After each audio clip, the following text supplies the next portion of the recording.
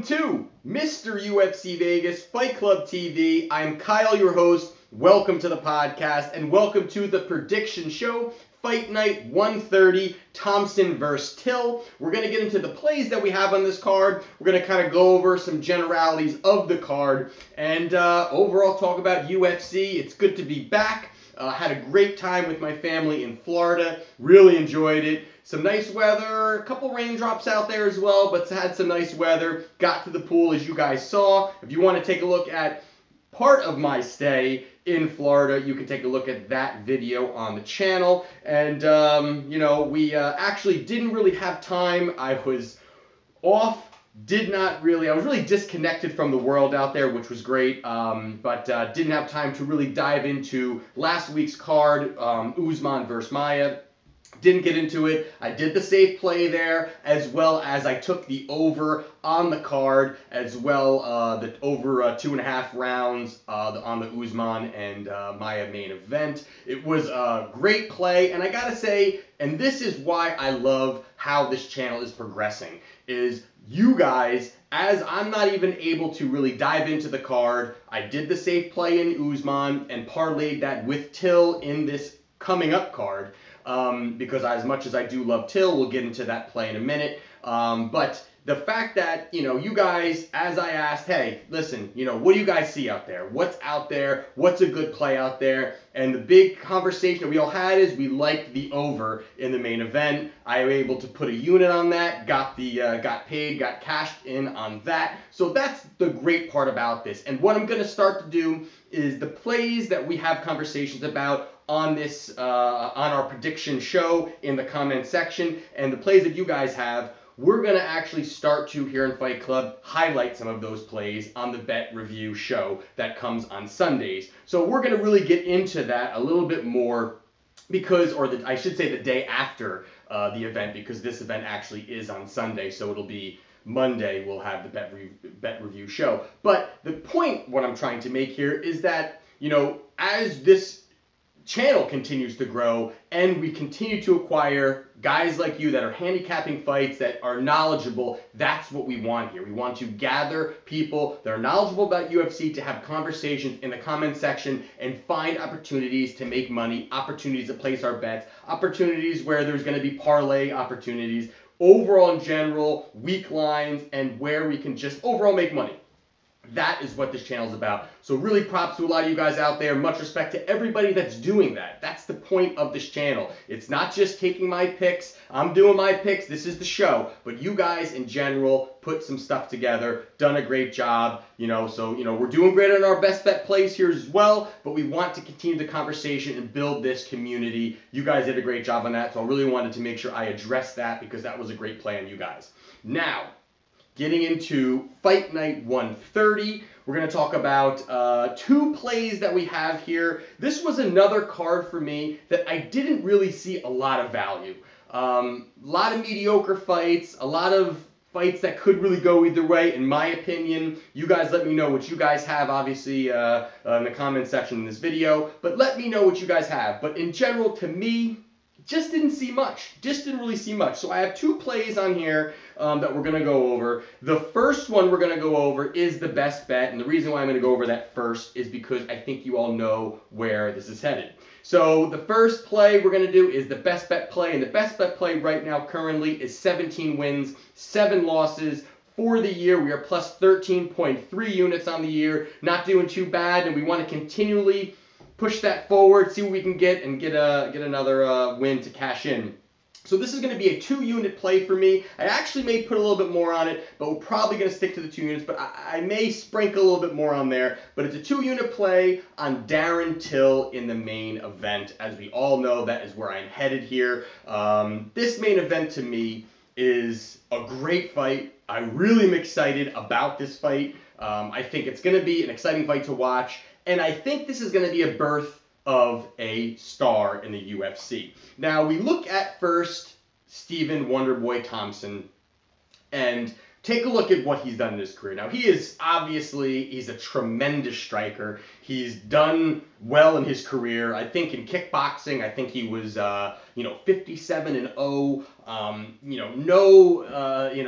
One of the best techniques in karate that probably exists in the UFC. So to me, he is a very tough matchup for a lot of fighters, a lot of strikers. And, I give him a lot of respect. I think he seems like a good guy. It's not a guy that you're going to hate on. He's a guy that actually fans kind of gravitate towards because of his personality, how he is, and just generally how he is outside of the cage. Now, to me, he's 35. He's not like he's at the very, very end of his career, but he's heading there, in my opinion. And I think he's got a career doing other things. And, to me, it starts to push that way. He's got, it's hard for him after losing 2 fights to Woodley and then trying to bounce back to get a 3rd fight with him in this division. Very tough. But to me, it was what was going to happen after the 2 Woodley fights. Now, if we take a look at Stephen Wonderboy Thompson, now, he beat, just before that, he beat a Johnny Hendricks, who to me, I have been betting against Johnny Hendricks for quite some time now. After the whole USADA situation, his body has changed. He has not been even anywhere close to the ability that we've seen Johnny Hendricks. And he beat him. Okay, I'll give him a little bit of credit there. Rory McDonald beat Rory. Rory now is in Bellator. Okay. Not much to say there. I'm not that big on Rory to begin with. But then we've got Woodley. Now, the first fight, I believe Woodley won it. I know, we've had conversations here at Fight Club about that. Some of you guys agree, disagree, but I feel that he got that victory. Second fight was just weird to me.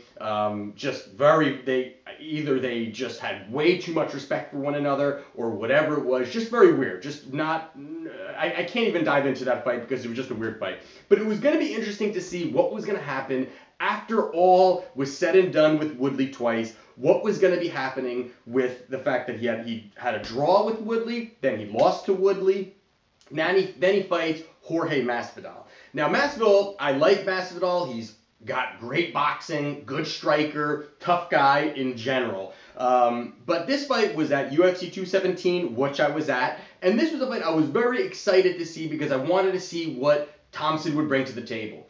And to me, it was the first round was Masvidal. I think Masvidal won that first round. I think Masvidal actually won that second round. It was very close. And then Masvidal kind of took off that third round and let Thompson basically take the round. And I think he gave him a little too much respect again, that another fighter gives Thompson a lot of respect, and didn't really look to finish the fight or really press him in that third round. He was very worried about getting, a big connection on those kicks. So he was very, very leery of going in there. Okay, he loses the fight. Thompson gets the victory. Okay, we move on. But that fight to me was stylistically a perfect matchup for Thompson. It was a guy who's going to give him space. It was a guy that's going to want to stand and bang, and a guy that's just going to give him the distance to throw kicks, to throw punches, to throw combinations from the outside.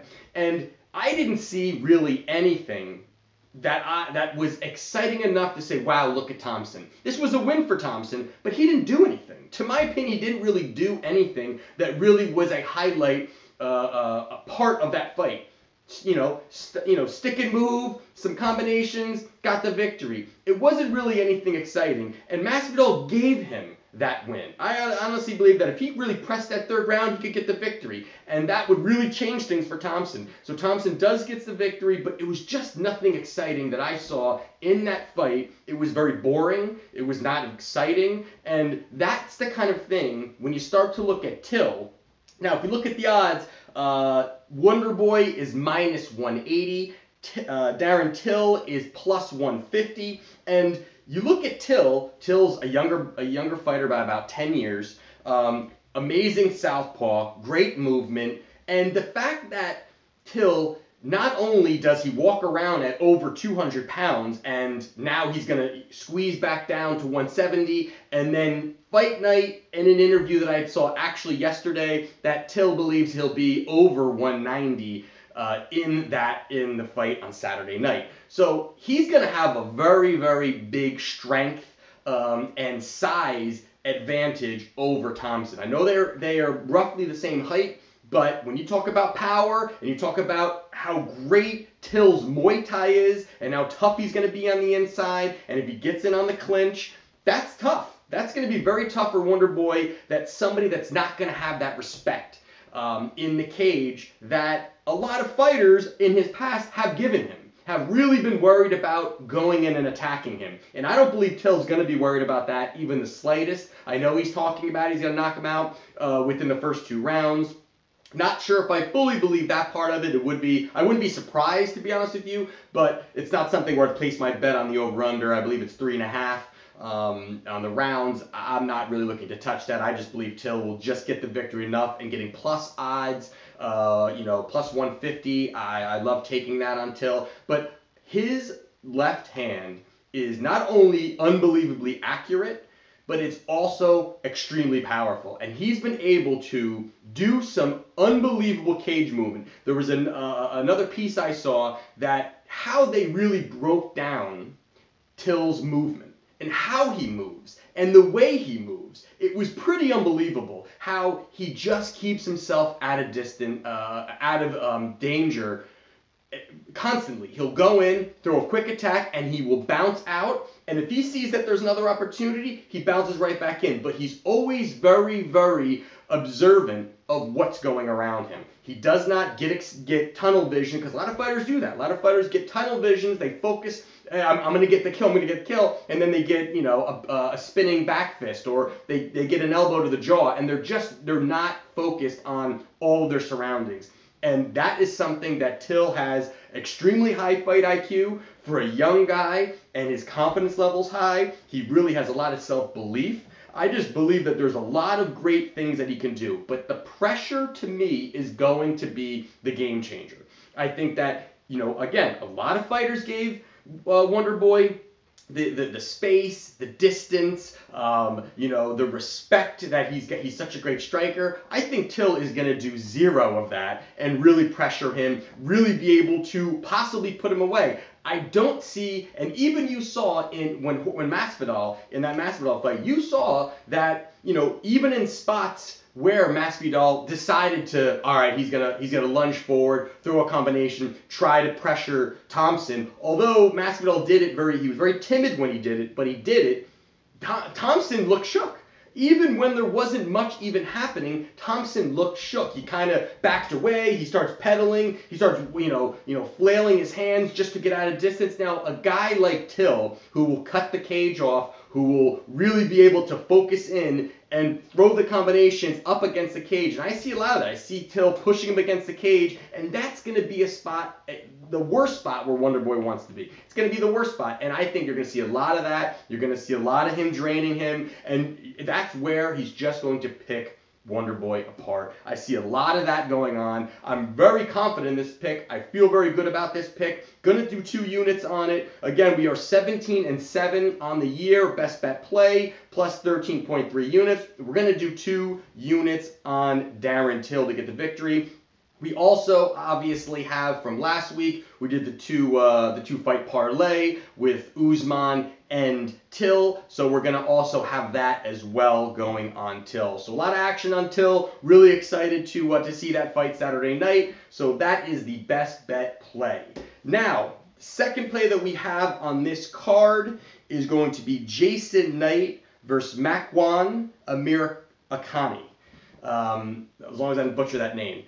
This fight, Amirkhani, he's fought 4 guys within the UFC. He's 3-1 in the UFC, and I see a lot of good things out of him. I do see a lot of good things out of him. The only thing the downside of that to me is the fact that out of those 4 fighters in the UFC, their UFC records are 7-10.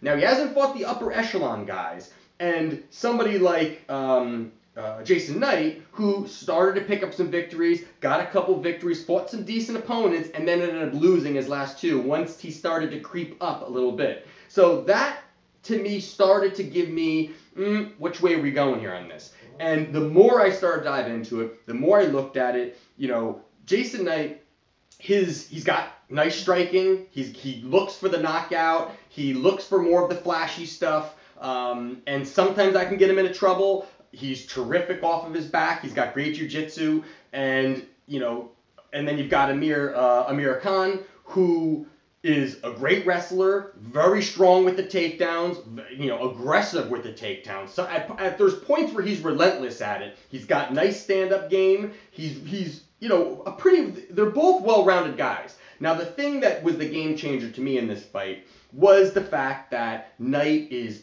sloppy at times with his striking. And he's put himself in danger. He leaves his hands low. He gives the opponent the opportunity to not only throw strikes and get in tight on him, but he has been taken down multiple times in the last few fights. He is comfortable in the guard. He's very, very comfortable in the guard, and I give him that respect where he's found some opportunities to, he's got great sweeps, great transitions. But I think in a fight like this, I can really see Amir Khan being able to keep pushing those takedowns. Now, the price tag on these guys, you've got Jason Knight minus 160, and you've got Amir Khan at plus 150. So I like the odds on Amir Khan. I really like the odds on Amir Khan. And in a 3-round fight, in a fight that I believe that he's going to be able to get those takedowns, I think that he can win it on the scorecards. I don't see a finish here. I actually am going to look at the round totals and see where that's going to be. I'm looking actually at the over in this fight as well, because I think I see a decision, but I see Amir Khan in plus money getting a nice chance here to get this victory. I just don't. Some reason for me at first, I really like Knight. I think he's got a nice future ahead of him. He's a young kid again. He's 25 years old. He's got opportunities to grow within the UFC. But the thing it just bothers me is how sloppy he can be, or how much he's just focused on a knockout. He had a couple nice wins, a couple nice flashy wins, and I think he started really focusing on that. He really started focusing on the striking game and not where his bread and butter really fully is. Now, out of his 19 wins, 10 of them have come by submission. So that's where he goes. He's very solid when it comes to the ground game. He definitely has those abilities. But Amir Khan, he is like a pit bull when he comes in for those takedowns, and he's got nice striking, good cage movement. He works the angles really nicely when he's trying to get those takedowns. And there's at points too where I've seen Jason Knight is actually comfortable when he's working, when somebody's coming in on the takedown on him. He's comfortable enough to almost pull guard. And I know he is terrific off of his back, but in a 3-round fight that could be close, I think that's where it's going to be giving the opportunity for Amir Khan to ground and pound, to pull out some nice takedowns, to edge it on the scorecards. So I'm going to go with Makwan Amir Khan at plus 150. Gonna put a unit, may do half a unit, but probably a unit on this one. May actually parlay it with Till as well, but we like Makwan Amir Khan to win this fight against Jason Knight. So there you have it, guys. That is the picks for this event, UFC Fight Night 130. Let me know what you guys have, where you guys are placing your money. Again, great picks. We're going to start highlighting some of your picks. So you guys make your picks, place them in the comment section. The ones that actually end up paying, I'm going to actually start to highlight a couple of those on the bet review show the following day after each event. So we'll get into a little bit more of that as we continue to go forward. Friday, Friday will be, the card is on Sunday, but I will actually be heading down to the beach this weekend. So Friday, I will actually be getting out the Let's Chat discussion thread. We'll be putting that out as well. That will be Friday, and then we will be doing on Monday the bet review show after the event. So there you have it, guys. 2 plays we have. We have Makwan Amir Khan, 1 unit plus 150. Then we also have Darren Till at plus 150 as well. 2 units on him, and the best bet so far this year is 17 wins, 7 losses, plus 13.3 units. There you have it, fellas. Enjoy the fights, and we will be talking again on the Let's Chat discussion thread. Looking forward to it. If you have not yet done so, do not forget to subscribe to this channel. It's a UFC and gambling channel all in one spot. And this is Mr. UFC Vegas, Fight Club TV.